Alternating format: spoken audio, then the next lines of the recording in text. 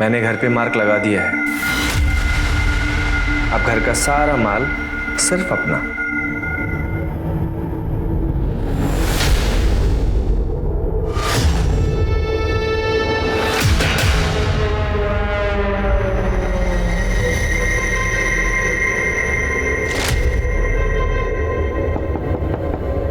शादी मुबारक हो।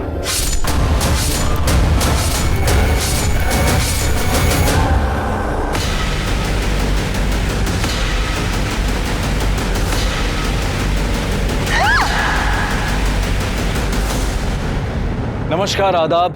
मैं अनूप सोनी क्राइम पेट्रोल के आज के इस केस में आप सबका स्वागत करता हूं। रिश्ते हर समाज की नींव होते हैं और शादी एक ऐसा रिश्ता है जो ना सिर्फ दो लोगों को जोड़ता है बल्कि दो परिवारों को भी जोड़ता है। पर अक्सर शादी में क्राइम्स भी उतने ही होते हैं। जिल्टेड लवर्स से लेकर जलने वाले रिश्तेदार या फिर कोल्ड ब्लडेड लुटेरे जिनके लिए पैसों और गहनों को लेकर किसी को मारना कोई बड़ी बात नहीं है, जिनके लिए शादी सिर्फ एक लूट के मौके से ज्यादा और कुछ नहीं। हमारे 30 दिन 30 यूनिक केसेस की श्रृंखला में हम आज आपको दिखा रहे हैं एक ऐसा केस जिसमें एक नहीं, दो नहीं, बल्कि कई हत्याएं हुई। आखिर क्या थी इन हत्याओं के पीछे की मानसिकता? आपने अक्सर कहा और सुना होगा, इंसानियत के वास्ते। हम इंसानियत का वास्ता इसलिए देते हैं क्योंकि हम इंसान और इंसानियत पर भरोसा करते हैं। किसी इंसान की जान लेना सबके बस की बात नहीं, लेकिन हमारे ही बीच ऐसे बहुत से इंसान हैं जो अपने ही जैसे इंसानों की जान लेते हैं और उनके हाथ तक नहीं कांपते। ये केस इसी बात का सबूत है। ये केस पुलिस के लिए हवा बन गया था क्योंकि यहाँ कातिल न सिर्फ कत्ल करता है बल्कि हर कत्ल को एंजॉय करता है।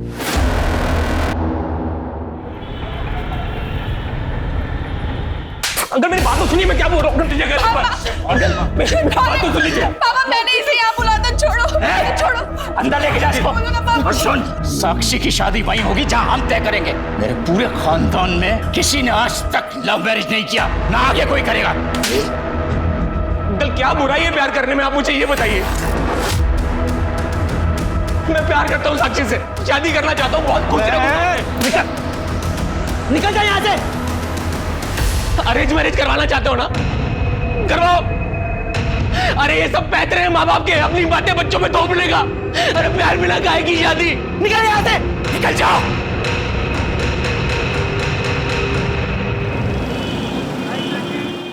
थोड़ा सा लेफ्ट करना, बस बस बस, करेक्ट।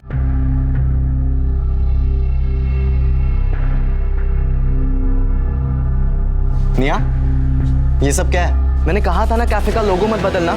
अरे हमारे पुराने कैफे के लोगों से सब हमें जानते थे। अरे वो पहचान थी हमारी। Bro, it's time for evolution ना। पहचान तो धोती कुर्ते की भी है, पर पहनते हो क्या तुम? Just look at the cafe, कितना कूल लग रहा है। रीब्रांडिंग से हमारे कैफे प्रमोट भी तो हो रहा है ना। कैफे सिर्फ तेरे नाम से, कैफे तेरी नहीं है, समझी? इसमें मेरा हिस्सा भी तो है, सेम पेरेंट्स है हमारे। लड़कियों का कोई हिस्सा नहीं होता। शादी करो, पति के घर जाओ और वहां पे हिस्सा मांगो अपना। I will. इट्स ओके निया, रिलैक्स। चल अपने कैफे की कॉफी पिला। चल ना, कम। थैंक यू सो मच यार निया, तूने बचा लिया यार। साला 1 महीने से कोई काम ही नहीं आ रहा था ग्राफिक्स का, और पापा से पैसे मांगता ना तो वो खटिया खड़ी कर देते। ओ प्लीज यार, दोस्ती में क्या thank you. Hi guys.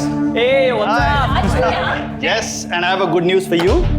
So wish me and save your dates. तू शादी कर रहा है? Yes. और ये प्राची कौन है? कार्ड पे किसका नाम है? तेरा। किसके साथ? तेरा और प्राची का। तो मेरी होने वाली वाइफ। तू डम रहेगा रे। अबे ये प्राची मिली कहाँ तुझे? यार हम एक मैट्रिमोनियल वेबसाइट पे हैं। Congratulations से काम नहीं चलेगा क्योंकि तुम सबको शादी वाले दिन पहुंचना पड़ेगा। बेटा शादी का कार्ड तूने मुझसे नहीं बनवाया ना, इसका बदला लूंगा मैं तुझसे। भाई सॉरी यार, वो एक्चुअली प्राची की फैमिली वालों ने बनवा दी। सही है ना, पैसे बच गए अपने।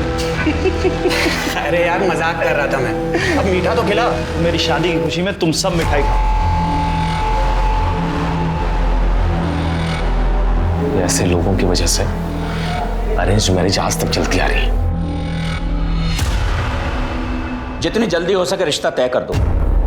अरे उम्र ज्यादा है तो क्या हुआ, 70 साल की उम्र में भी मर्द मर्द ही होता है, और ये तो फिर 40 के ही हैं। बात आगे बढ़ाओ। पापा, आप ऐसे नहीं कर सकते।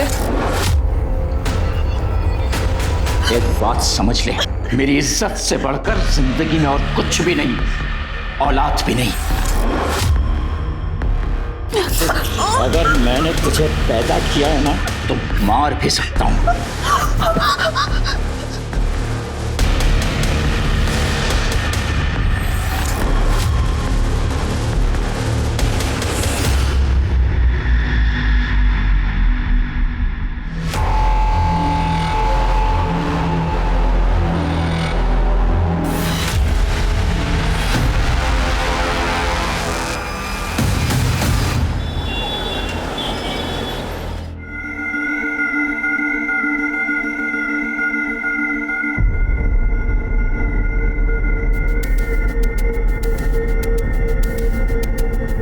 ए शानी, ला पैसे दे। ये क्या, सिर्फ 500? 1000 रुपए निकाल चल। तूने 500 ही बोला था। 500 एक का लेती है, तुम 2 थे। चल ज्यादा ड्रामा मत कर, चल जा। अवधू चल। ए शानी, कल आएगा ना, तब देखेगी मैं तेरे को। अरे जान दे कमली, ये तो इनका रोज रोज का नाटक है। चल कम से कम 500 तो मिले ना। कई बार ये 500 भी अपने को नसीब नहीं होते। बहुत हो गया, पड़ोस वाले मोहल्ले में गोद भराई की रस्म चल रही है। अरे पर वो एरिया तो मल्लिका का है ना, और वैसे भी हम तो नकली किन्नर हैं। अरे तेल लेने गई मल्लिका, अब जो करेगी ना ये कमली करेगी।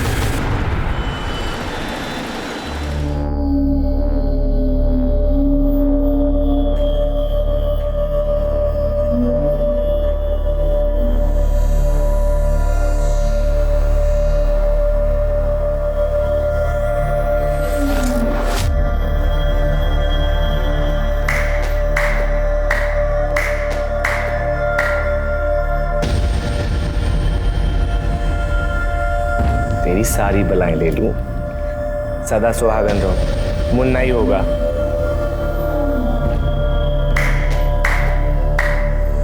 ए सेठ, किन्नर की दुआ कभी खाली नहीं जाती। घर में बेटा ही होगा, वो भी स्वस्थ। ला, अब हमारा मुंह मीठा करा और पर्स भी भारी।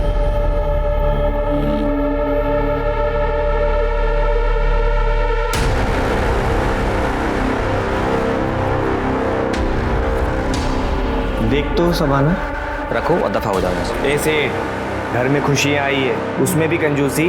तुझे बोला ना, ये रख और दफा हो यहाँ से। चल 1000 रुपए तो दे, 500 रुपए बचा के करोड़पति बन जाएगा क्या? तू जाता है या मैं चप्पल निकालूं?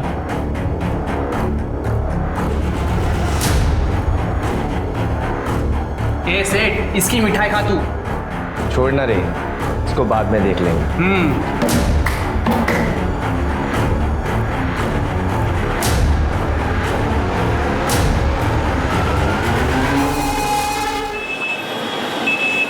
देखो पारुल, तुम एक नहीं 10 काम वाली बाई रख लो, मुझे क्या एतराज हो सकता है? आपको क्यों एतराज होगा? मैं यहाँ पे बाई ढूंढती हूँ और आप उसे 1 महीने में चलती कर देते हो। देखो पारुल, जिंदगी नर्क बना दी इस आदमी ने। 5वीं बाई भी काम छोड़ के चली गई है इनकी वजह से। क्या इनकी वजह से? तुमने देखा नहीं, चोरी की थी उसने, ताई जी के पर्स में से पैसे निकाले। कोई बाई चोरी करती है, कोई इन पे बुरी नजर डालती है। आज 500 रुपए के लिए उस किन्नर की बद्दुआ ले ली। एक तो नौकरी छोड़ के बैठे पता नहीं क्या करते रहते हैं। खुद की बीवी तो डिवोर्स करके भाग गई है और सारा दिन घर पे पड़े रहते हैं। विशाल, मैंने तय कर लिया है, मेरा बच्चा इस माहौल में बड़ा नहीं होगा। मुझे अलग होना है। या तो तुम नया घर लो या तो इस आदमी को यहाँ से निकालो, वरना मैं चली जाऊंगी। पारुल, देखे तूने तेवर इसके? भैया, इस घर में वही होगा जो पारुल चाहती है।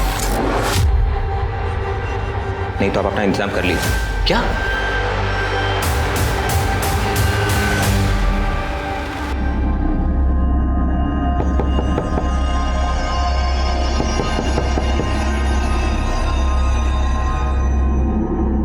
ये विनोद भैया को अभी क्या चाहिए?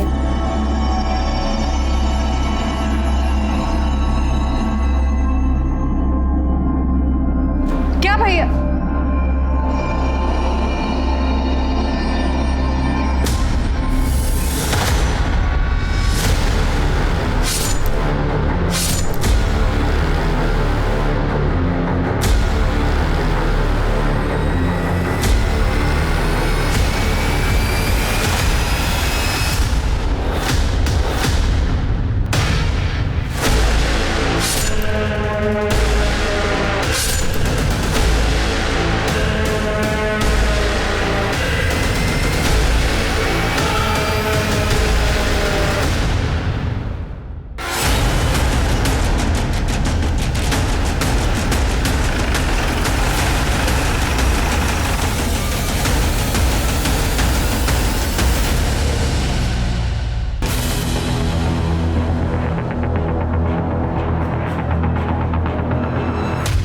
चारों तरफ अच्छे से चेक करो।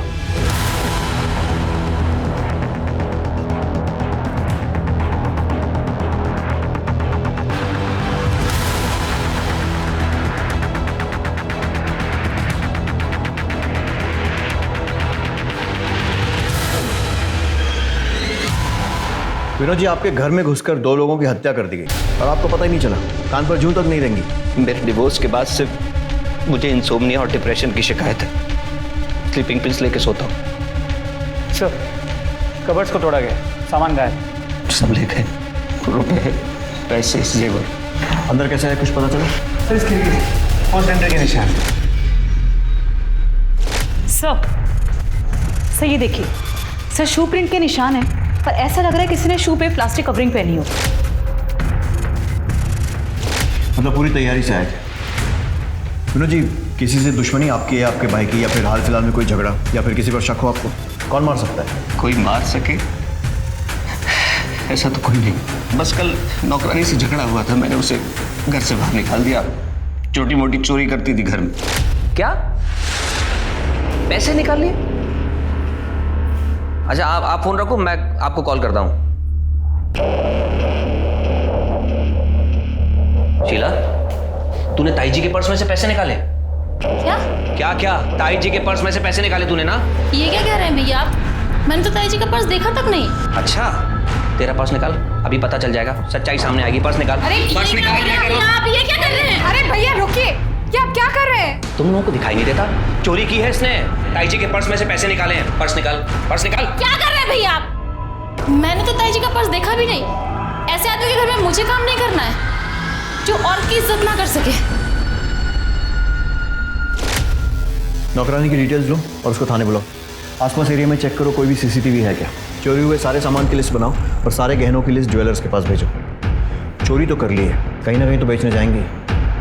सर, पारुल और विशाल का कत्ल उन्हीं के घर के अंदर कर दिया गया। पारुल 7 महीने की गर्भवती थी, फिर भी कातिल को रहम नहीं आया। अब कातिल जो भी हो, लेकिन किसी गर्भवती महिला का कत्ल करना हर एक के बस की बात नहीं। जो कोई मानसिक विकृति वाला शख्स ही कर सकता है, जिसकी नजर में इंसानी जान की कोई कीमत नहीं। साहब, मैंने चोरी नहीं की। पारुल भाभी तो बहुत अच्छी थी, लेकिन उनके वो जेठ साहब, वो बहुत ही शक्की इंसान है। उनका खुद का तो तलाक हो गया था साहब, तो उन्हें किसी औरत की खुशी बर्दाश्त ही नहीं होती थी। 6 महीने में 4 काम वाली बाइयों को निकाल चुके हैं साहब। पारुल भाभी के साथ उनका बहुत झगड़ा होता था, और विशाल भैया पक्ष लेते थे तो उनसे भी झगड़ा होता था। उसको औरत और आदमी का फर्क ही समझ नहीं आता था साहब।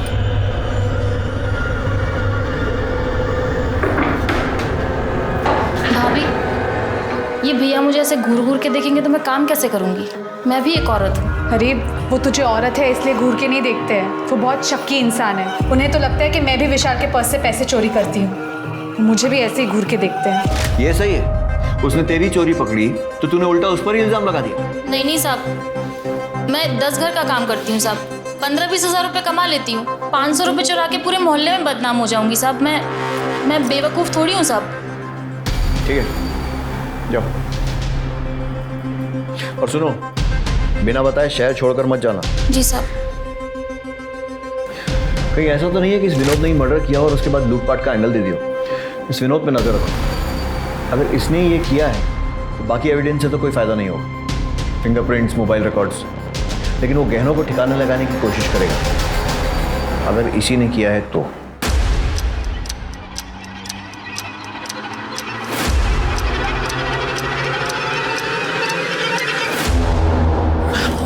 मेरी बात सुनो, देखो मैं पुलिस लेके आता हूँ, तुम बस एक बार सब कुछ बोल देना, उसके बाद ये लोग हमारा कुछ भी नहीं बिगाड़ पाएंगे। और अगर उसके बाद इन्होंने कुछ कहा ना तो सारे के सारे पुलिस लॉकअप में होंगे, मैं बता रहा हूँ। नहीं, मैं अपने फैमिली को ऐसे जेल में नहीं डाल सकती। ये लोग ना हमें खुश रहने देते हैं, ना हमें चैन से जीने देते हैं।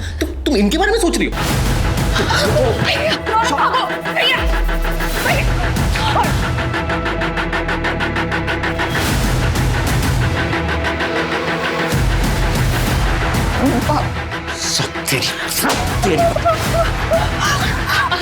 क्या कर रहे हैं? शकुन, इसे बांध के रख। नहीं पापा।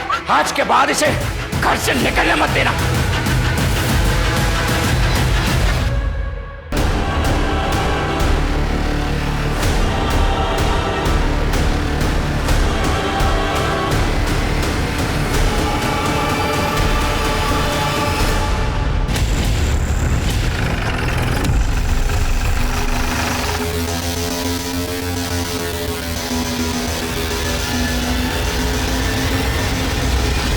सर ये देखिए, पारुल और विशाल के मर्डर वाली रात विनोद किसी को मिला था और एनवेलप दिया था।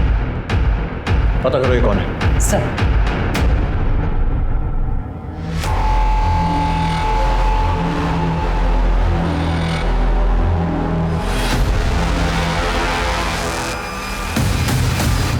यार मुझे कुछ ना कुछ जुगाड़ करना पड़ेगा। मैं कब तक टोनी के घर में काम करूंगा?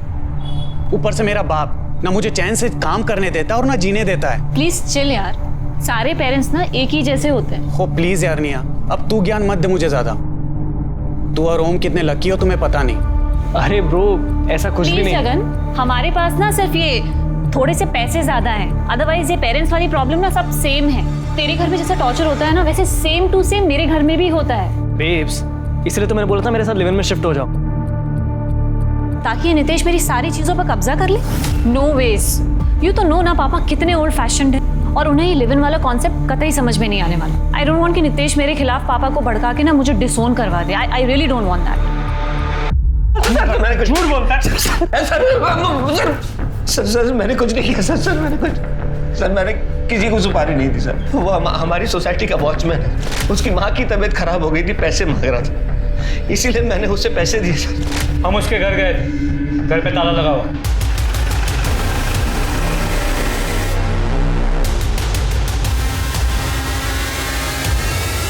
अपने गाँव गया होगा ना, मैंने पैसे इलाज के लिए दिए थे। कोई इलाज के पैसे नहीं थे, सुपारी दी थी अपने भाई और उसकी बीवी को मरवाने के लिए।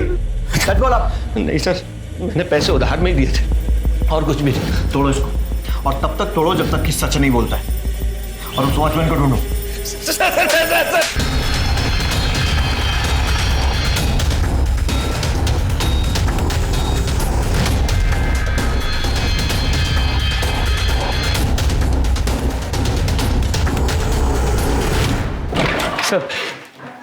सर वो वॉचमैन के घर फोन किया था, वो वहाँ भी नहीं है। सर ये वॉचमैन बहुत ही शातिर है, उसने विनोद के अलावा और भी कई लोगों से अपनी माँ की बीमारी के नाम पे पैसे लिए, और उसकी माँ 2 साल पहले चल बसी।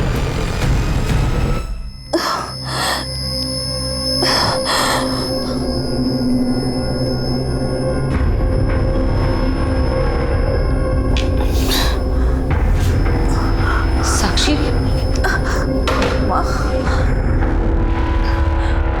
माँ ये देखो, प्लीज खोल दो मुझे।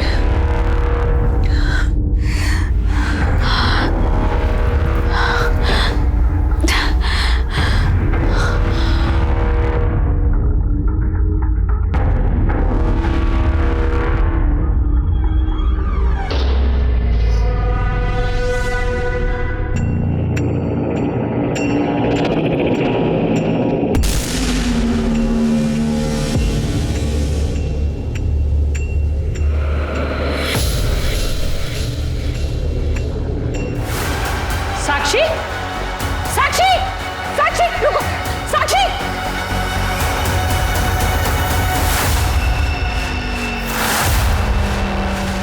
साक्षी, साक्षी रुक जा, मैं कहता हूं साक्षी रुक, ध्यान रख ऊपर।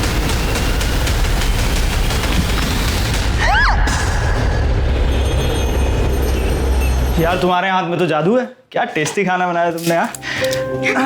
सच बताऊं तो आज अपने दोस्तों से इतने टाइम बाद मिलकर बहुत अच्छा लगा। कॉलेज जैसे याद है। वो निया स्वीट है, बट वो थोड़ा नकचड़ा है।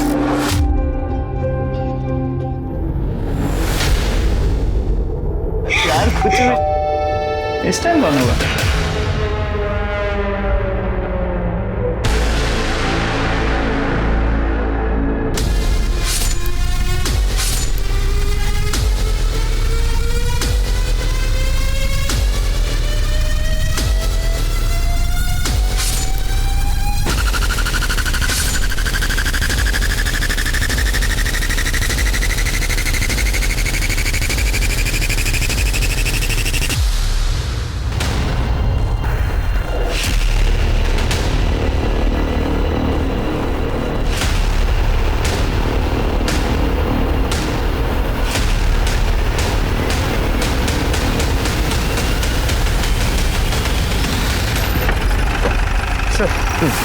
ये सफाई वाला सुबह कचरा लेने आया था, दरवाजा खुला था, उसने खून देख के हमें कॉल किया। सही देखिए।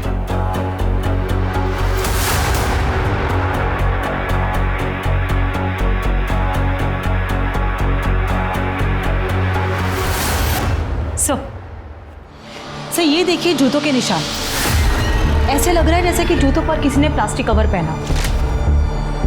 सर ये उसी तरीके के जूतों के निशान हैं जो कि विशाल और पारुल मर्डर केस में थे। और सर एक और बात, यहाँ भी चोरी हुई है। एक काम करो, आस पड़ोस में पूछताछ करो, आजू बाजू के एरिया में कोई भी सीसीटीवी फुटेज मिलता है चेक करो, फैमिली को बुलवाओ और चोरी हुए सामान की लिस्ट बनाओ। और ये भी पता करो कि वो वॉचमैन कहीं वापस शहर में तो नहीं आ गया। जी सर। विश्राम, ऐसे ही निशान पारुल के घर के दरवाजे पर भी था, चेक करो। जी सर।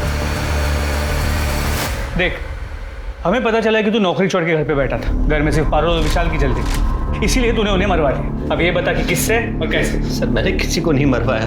देख, 2 और लोगों का मर्डर हुआ है, अगर सच सच बोलेगा तो तेरी सजा कम करवा सकते हैं। सर मैं हाथ जोड़ता हूँ सर, मैं आपसे पहले भी कह चुका हूँ मैंने किसी को नहीं मरवाया।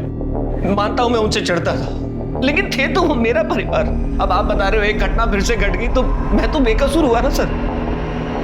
सर राज के घर वाले आए। नए घर में शिफ्ट हुआ था सर, कल सत्यनारायण की पूजा रखी थी, हम भी वहां पर थे। दोपहर का खाना खाकर हम दोनों निकल गए थे सर, क्योंकि उसने अपने दोस्तों के साथ एक पार्टी रखी थी। आप जानते हैं उन दोस्तों को? जी सर।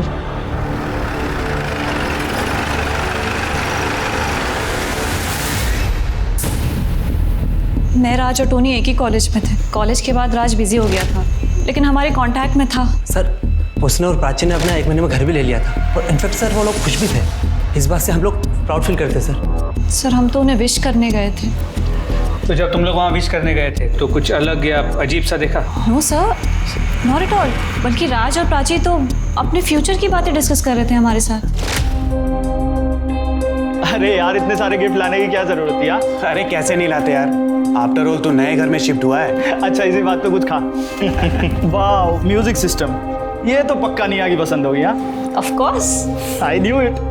मैं अभी प्ले करता हूँ। अच्छा राज, हाँ, do you mind if I ask कि तू सिंगल चाइल्ड है ना, तो फिर यहाँ पे अकेले घर पे क्यों शिफ्ट हुआ? वेल, हमें भी तो अपनी प्राइवेसी चाहिए ना, हम भी थोड़ा लाइफ एंजॉय करना चाहते हैं, और फिर हम बेबी भी प्लान कर रहे हैं। तो व्हाट यार, अभी तो शादी हुई है, इतनी जल्दी क्या है बच्चे की? ओ मॉडर्निटी की देवी। यार तुम लोगों का ना मुझे सीरियसली कुछ समझ में नहीं आता है। छोड़ो यार, लेट्स हैव सम फन।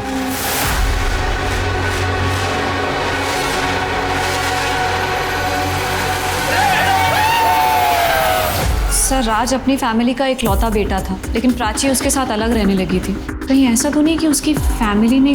नहीं हाँ, उसकी फैमिली ऐसा कुछ नहीं कर सकती है। ऑल्दो सर, राज की जो एक्स गर्लफ्रेंड थी रितु, वो भी उससे झगड़ा करती थी, और कई बार तो सोशल मीडिया पे उसके साथ पिक्चर्स पोस्ट करके उसे गालियाँ भी देती थी। ओह यस सर, ये देखिए सर, राज ने कल ही सत्यनारायण की पूजा के पिक्चर्स डाले थे। ये देखिए रितु ने क्या कमेंट किया हुआ है। रितु की डिटेल्स लो, पुलिस स्टेशन बोलो। सर क्या बताया sir? I wrote it on Friendsbook और अच्छे से उसे गाली दी और पब्लिकली सोशल मीडिया पे शेम किया। आपको पता है मेरे कितने फॉलोअर्स हैं? 2900 लोगों ने तो मेरी पोस्ट भी लाइक की, और सबने कहा यू गो गर्ल। देखो, हमने पता किया है तुम्हारा राज और उसकी बीवी के साथ झगड़ा हुआ। अरे चूड़ियां ले लेंगे यार पहले। कमीने, मेरी लाइफ बर्बाद करके तू इसके साथ यहाँ मजे कर रहा है? देखो रितु, अब मेरी और राज की शादी हो चुकी है, तो तुम ये तू चुप बैठ चुड़ैल, समझी? तेरी औकात नहीं है मेरे सामने बोलने की। Ritu, behave yourself. तुम्हारी इन्हीं हरकतों की वजह से ना मैंने तुमसे ब्रेकअप किया। हरकत? व्हाट हरकत? हाँ, ऐसा क्या किया मैंने तुम्हारे साथ? बोलो ना, क्या किया? थप्पड़ मारा तुम्हें? तुम्हारे कपड़े फाड़े? अब मेरे पति को हाथ लगाया तो मुझसे बुरा कोई नहीं होगा। Get lost. हाँ तो वो डिजर्व करता था सर, और मेरा उसे मार के क्या फायदा होगा? मैं तो उसे तड़पते देखना चाहती थी, उसकी शादी टूटते देखना चाहती थी, लेकिन मर के तो वो सस्ते में निपट गया ना। डॉक्टर को दिखाया? मतलब थोड़ा। क्यों सर? क्योंकि तुम्हारी बातें ऐसी हैं। इसके अलावा ही चेक करो। फिलहाल जाइए, लेकिन शहर छोड़कर मत जाइएगा। जी सर। चलिए। ये क्या करती है सोशल मीडिया ने आजकल के बच्चों का? मेरा बेटा भी पूरे समय फोन पे चिपका रहता है। अरे कितनी बचकानी बातें करती है।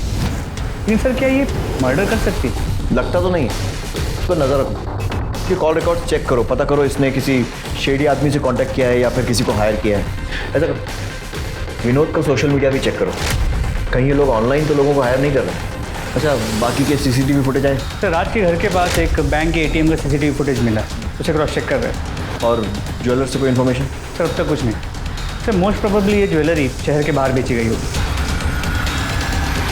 एक और शादीशुदा जोड़े का कत्ल हो गया। शुरुआती जांच के हिसाब से यह केस भी विशाल और पारुल के मर्डर केस जैसा है। यहाँ पुलिस की तहकीकात पर भी कई सवाल खड़े होते हैं। क्या पुलिस ने जल्दबाजी में केस बंद करने के चक्कर में कहीं विनोद को गलत तो नहीं फंसा दिया? और क्या पुलिस अगर इस मामले की कई एंगल से जांच करती तो राज और प्राची की जान बच सकती थी?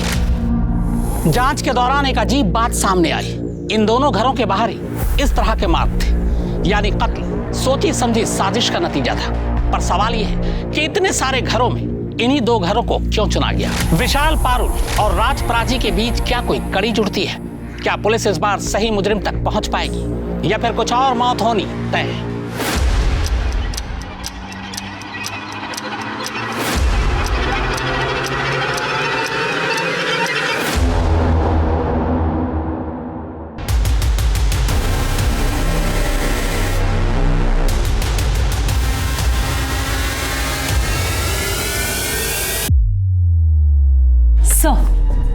सर ये देखिए,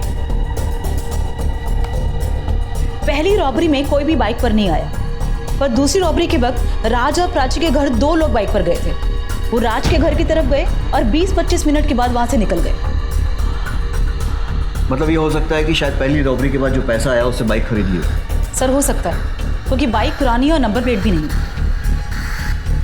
और ये देखिए, राज के घर किन्नरों ने मार्क छोड़ा जो कि पारुल के घर पर मिला था, और वो लोग दोनों के घरों में गए गोद भराई वाले दिन और पूजा के टाइम।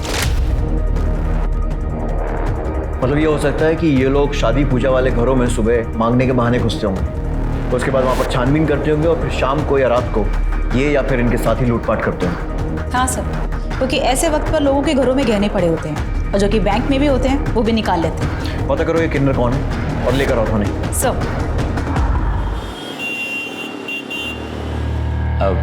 वैसे हमारी साक्षी बहुत सुंदर है, वो उसका एक्सीडेंट हो गया है ना, इसलिए थोड़ा मुरझाई सी लग रही है। कोई बात नहीं भाई साहब, साक्षी की सुंदरता कम नहीं हुई है ना निखिल?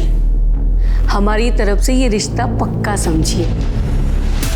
साली चुड़ैल, नकली किन्नर काई की, मैं तेरे को बोली ना मेरे एरिया में आने का नहीं करके। मल्लिका, ये एरिया तेरा बाप का है क्या? अरे बाप निकलते करे तो।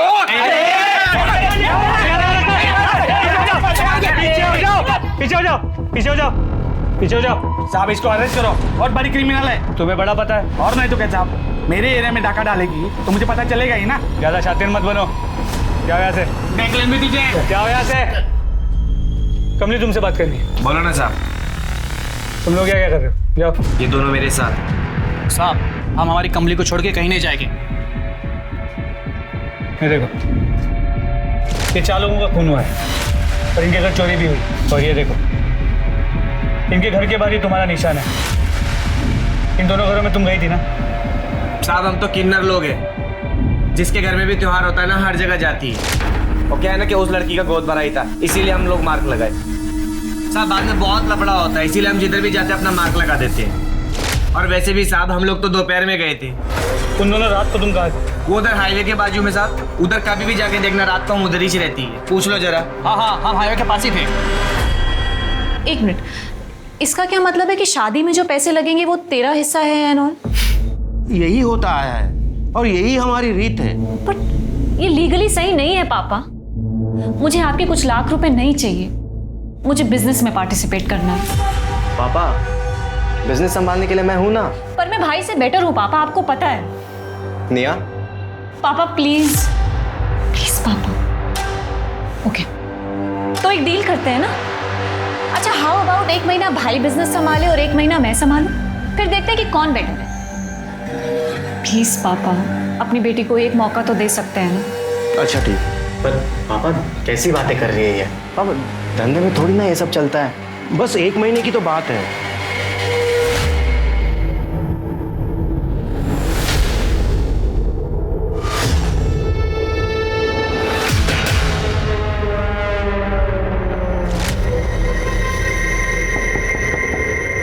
शादी मुबारक हो।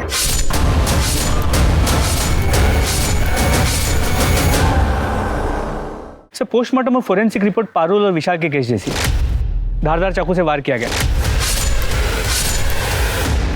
घर में ना कोई डीएनए मिला है, ना किसी भी तरह के प्रिंट्स।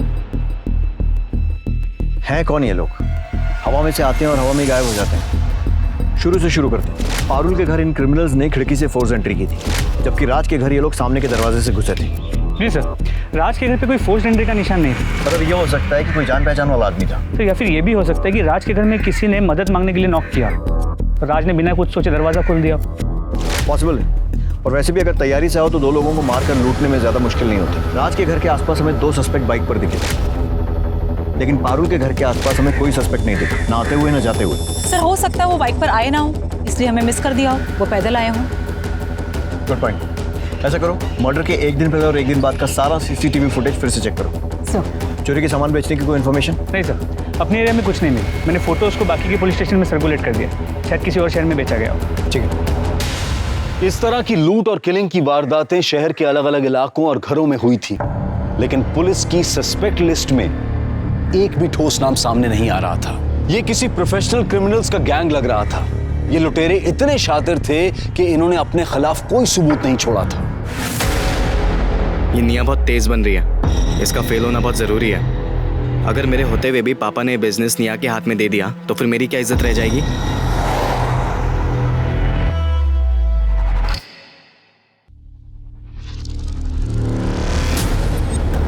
ये यहाँ क्या कर रहा है? जानते हो इसे? जी सर, उस दिन कैफे में देखा था, राज का दोस्त है। सर कमली के अलावा यही एक कॉमन लिंक है। मर्डर वाली रात कुछ घंटे पहले ये वहाँ देखा गया था। और निकला कब? सर मर्डर की अगली सुबह टोनी के साथ। मतलब मर्डर की 1 रात पहले आया और मर्डर की अगली सुबह निकल गया। इसका एड्रेस निकालो और सारी डिटेल्स पता करो। सर सारा टाइम कंप्यूटर पे लगा रहता है। उस दिन मैं नाराज हो गया, थोड़ा सा कुछ कह सुन दिया तो नाराज होकर अपने दोस्त के घर चला गया। कौन से दोस्त के? टोनी है उसका दोस्त। तो बोला कि प्रोजेक्ट पूरा करके आऊंगा, 2 दिन बाद वहीं से आया।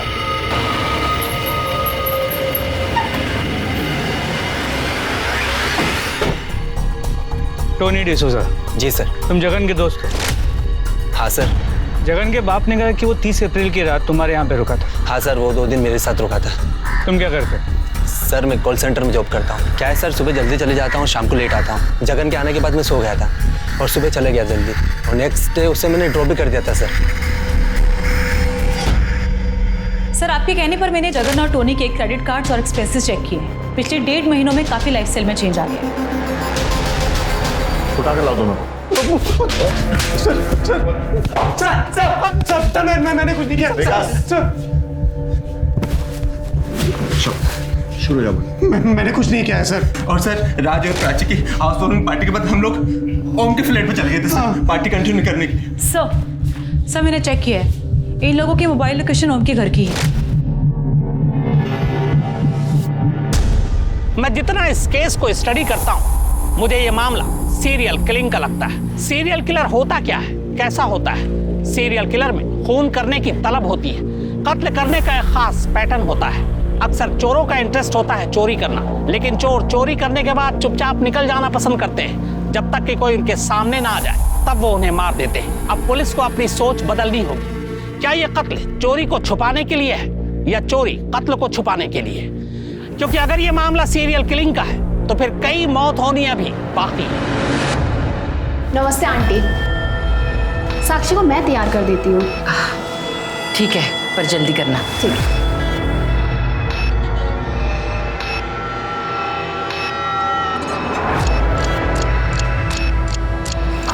ये ले, रौनक से बात कर।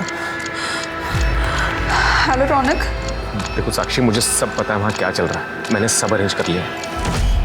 तुम बस आज कुछ भी करके रेलवे स्टेशन पहुंच जाओ, बाकी सब मैं देख लूंगा। 11:30 बजे तक वहाँ पहुंच जाना।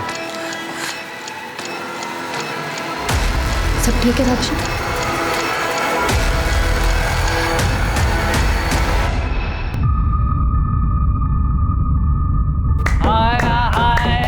बधाइयो सेठ, बधाइयो।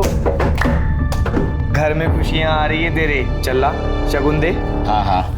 तेरी बेटी सदा सुहागन रहे।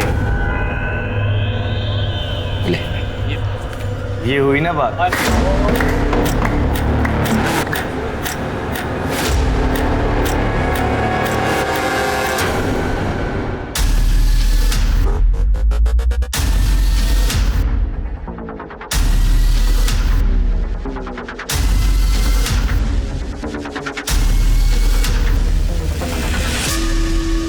सारी तैयारियां हो गई ना? हाँ। मैं कुछ और सुनने वाला।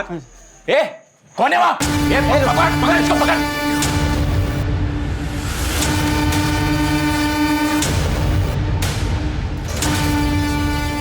कौन है तुम लोग?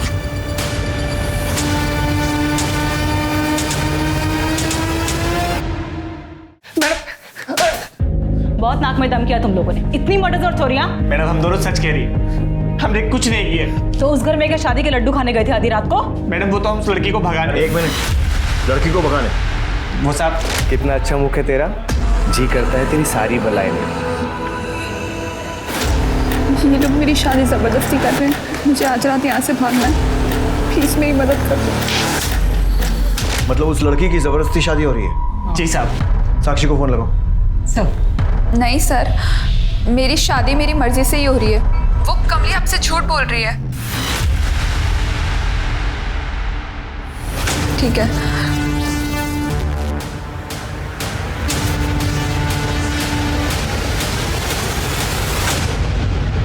इन लोगों की अच्छे से धुलाई करो, मुझे पूरा सच चाहिए। साहब सच करें, साहब सच करें।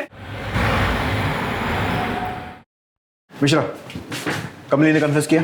नहीं सर, हमने सभी पैतरे इस्तेमाल किए, लेकिन फिर भी वो बोल रही है कि उसने कोई भी जुर्म नहीं किया। तो सर हमने सोचा कि बाकी के एविडेंस चेक करके शायद कोई लिंक मिल जाए, और सर लिंक मिल भी गया। क्या तो सर जितने भी कपल्स की मौत हुई थी हम उनका बैकग्राउंड चेक कर रहे थे, तो क्रॉस रेफरेंस सबकी अरेंज मैरिज है। हमने उनके ईमेल्स और सोशल मीडिया भी चेक किया। उनकी शादी एक ही मैट्रिमोनियल साइट के जरिए हुई है। मतलब ये कड़ी इन लोगों को जोड़ती है? जी सर, और ये सभी शादियाँ पिछले 1 महीने से 1.5 साल के बीच में हुई। मुझे इस मैट्रिमोनियल साइट से रिलेटेड सभी लोगों की लिस्ट चाहिए, उनकी सारी डिटेल्स चाहिए, और जिन जिन कपल्स की शादी इनके थ्रू हुई है उनकी भी लिस्ट उन्हें वार्न करना होगा। जी सर। Good job.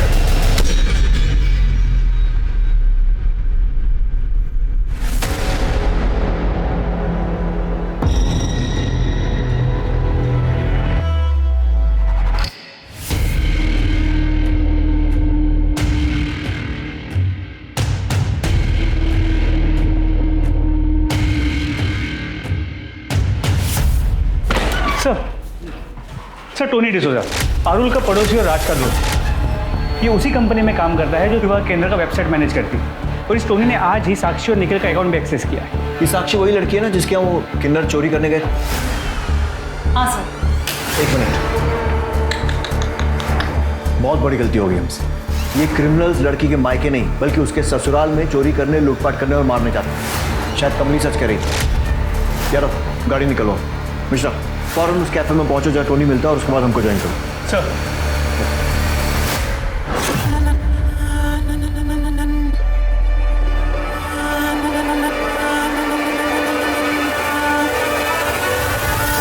और इसीलिए मुझे ये शादी करनी पड़ी।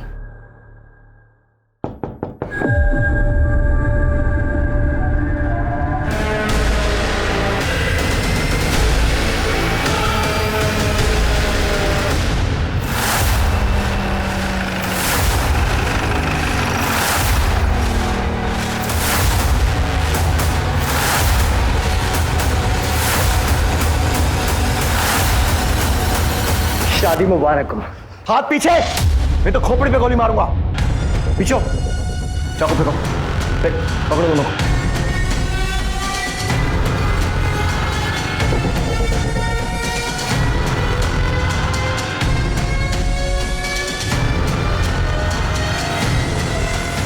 बहुत परेशान किया तुम लोगों, बहुत स्मार्ट गेम खेला तुम लोगों ने, कोई गलती नहीं।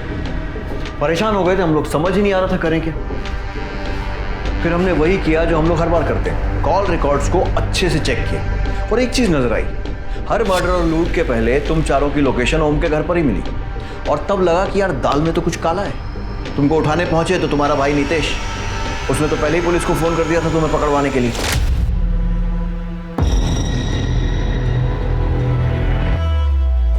मिल गया निया को फंसाने का तरीका। निया और टोनी का है? सर टोनी का तो पता नहीं, लेकिन मुझे पता है निया कहाँ पर है। मैंने अभी उसका मैसेज देखा sir. Red pill party sir, ये पक्का ड्रग्स वाली पार्टी है 100%। Please arrest as soon as possible. तुम्हें बहुत जल्दी अपनी बहन को अरेस्ट करवाने की? सर आप निया को अरेस्ट करेंगे तभी तो पापा ये कैफे मुझे देंगे, and everything is fair when it comes to business. Sir मेरा भाई ना एकदम यूजलेस है। वो ना ही एक अच्छा बिजनेसमैन है और ना ही एक अच्छा भाई, और ना ही खूनी लुटेरा। पहला विक्टिम कैसे चूज किया था? सर वो टोनी अक्सर अपने पड़ोसियों की बातें करता था, पारुल और विशाल, और उस रात को तो जगन ने भी उन दोनों को झगड़ा करते हुए सुना और फ्रस्ट्रेट होकर मैं वीडियो कॉल किया था। यार ऐसे लोगों को जिंदा रहने का कोई हक नहीं। अपनी अरेंज मैरिज की फ्रस्ट्रेशन दूसरों पे निकालते हैं और अब बच्चा आएगा फिर उसकी भी लाइफ झंड कर देंगे। उसके बाद हम लोग कैब पकड़ के टोनी के घर चले गए ताकि हम लोग रजिस्टर ना हो सके। उसके बाद हम लोगों ने स्क्रू ड्राइवर से खिड़की खोली और अंदर जाके उनको मार दिया। क्या भैया?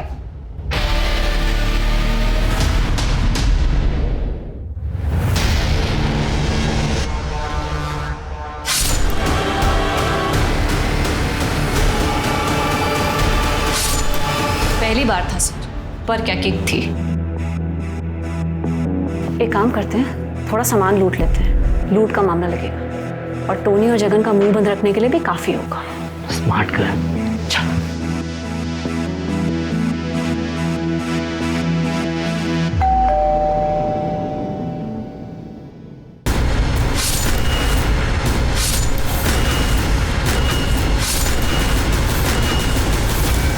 उसके बाद हमने पैसे टोनी और जगन को देना शुरू कर दिया और वो भी हमारी मदद करने लगे। टोनी हमें इन्फॉर्मेशन देता था अपनी वेबसाइट से। उसके बाद हम रेकी पे जाते थे ये पता करने के लिए कि कौन अकेले रहता है और किसके पास कितनी सिक्योरिटी। अगर हमें ऐसा लगता था कि हम दोनों उस चीज़ को हैंडल नहीं कर पाएंगे तो टोनी और जगन को अपने साथ लेते थे। मर्डर करने के बाद हम वो कपड़े और ग्लव्स जगन को देते थे और वो उसे डिस्पोज करता था। उसके पापा म्यूनिसिपल डिपार्टमेंट में काम करते हैं। हमें मज़ा आने लगा और टोनी और जगन की पैसे की प्रॉब्लम सॉल्व होने लगी थी। So basically a win win situation for us. और जिन बेचारों को मारा उनकी फैमिली के लॉस का क्या, उसके बारे में सोचा कभी? अभी बताओ उन बेचारों को क्यों मारा? तुम्हें तो पैसों की कमी भी नहीं थी ना? सर ये मेरा प्लान था, मुझे शादी नहीं करनी थी, लेकिन जबरदस्ती मेरे पेरेंट्स ने मेरी अरेंज मैरिज करवा दी थी और शादी के अगले दिन ही लड़की अपने आशिक के साथ भाग गई थी। उसके बाद से मुझे नफरत हो गई थी अरेंज मैरिज से, खास करके उन लोगों से जो रिलेशनशिप में होने के बाद अपने पेरेंट्स के प्रेशर में आके अरेंज मैरिज करते। फट्टू होते ऐसे लोग साले। और मुझे प्रॉब्लम थी बच्चों के क्रेज से। उसकी पॉपुलेशन इतनी बढ़ रही है सर, मतलब अगर प्यार नहीं है तो शादी करके बच्चे पैदा करने का क्या फायदा? और ये पेरेंट्स, इनके साथ जो जबरदस्ती हुई ये अपने बच्चों के साथ भी वही करते हैं। For what? किस लिए? ऐसे बढ़ाएंगे अपने वंश का नाम? बहुत क्रांतिकारी विचार हैं तुम लोगों के, और मेरे हिसाब से आपके आगे आने वाले कुछ साल जेल में बीतने वाले। सीरियल किलर को पकड़ना इतना मुश्किल क्यों है? मैंने अपने करियर में कई सीरियल किलर से मुलाकात की और बात की, और जो चीजें समझ में आई वो ये है कि एक तो सीरियल किलर हमारे आसपास होता जरूर है पर शक की कोई गुंजाइश नहीं छोड़ता, बेहद लो प्रोफाइल रहता है, उसका टारगेट बहुत साफ होता है, वो हमारे आसपास होते हैं, हमारे बीच में होते हैं, लेकिन कभी भी शक की कोई गुंजाइश नहीं छोड़ते। और यही वजह है कि दुनिया की कोई भी पुलिस हो, सीरियल किलर को पकड़ना उनके लिए सबसे मुश्किल होता है। अब मैं अनूप सोनी आपसे विदा लेता हूं, फिर मुलाकात होगी क्राइम पेट्रोल सतर्क में एक और नए केस के साथ और उस पर हमारे एक्सपर्ट के विश्लेषण के साथ। तब तक अपना और अपने परिवार का ख्याल रखें, सतर्क रहें, सुरक्षित रहें और देखते रहें क्राइम पेट्रोल सतर्क। जय हिंद।